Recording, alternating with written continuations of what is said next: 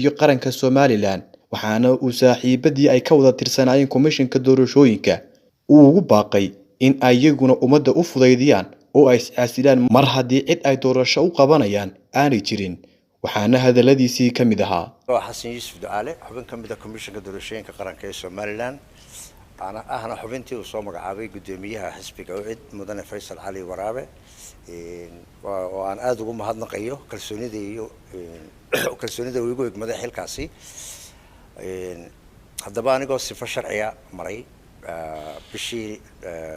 November 12keedii 2020 oo golaha wakiilada cod aqlabiyada ay ku ansixiyeen 58 xubnood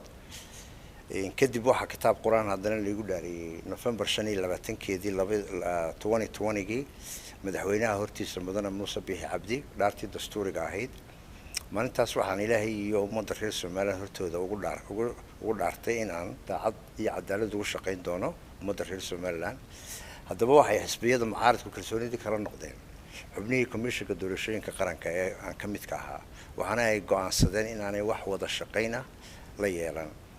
taasina waxay caqabad ku noqotay wada shaqeyntii komishanka doorashooyinka qaranka iyo xisbiyada taasoo sababtay in ay mugdi gasho dimuqraadiyaddii Somaliland ee loo haweynaa iyadoo aanay jirin wax dambi ah oo aan galay iyo sharci lagaga qaado xilka toona waxa arrintaasi soo dhaxgalay guddi dhexdhexaadineed ama guddigan ugu bixiyay guddiga kala dirista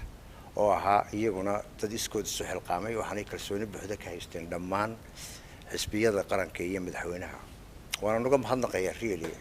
sida wanaagsan ee wadanimada leh ay uga damqadeen caqabadaha soo wajahay muranka dheeraaday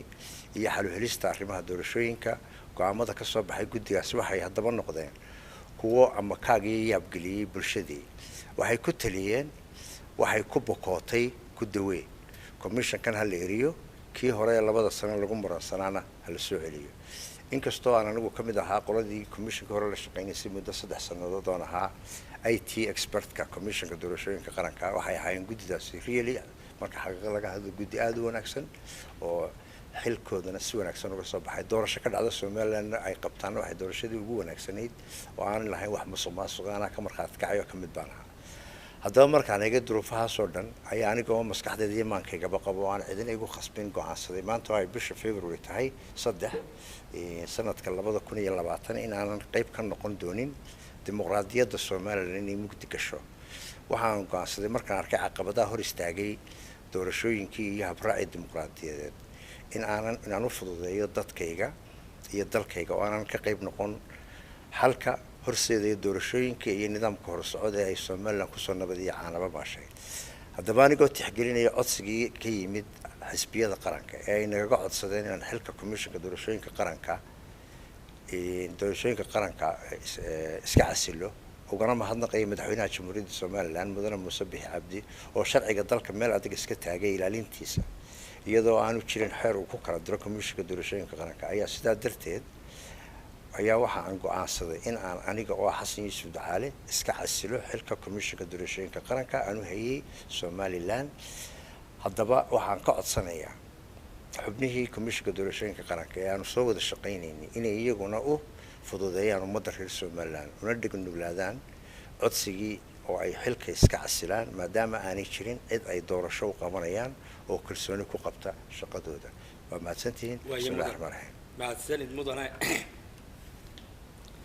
guddiga doorashooyinka ee dabcan hadda aad iska casishay wararka qaar waxay sheegayaan in cadaadis lagu saaray sida oo kalena arrinta dhaqaale ku bixiyeen deegaanka aad adigu ka soo jeedo si aad kursiga u banayso arrinta maxaad ka leedahay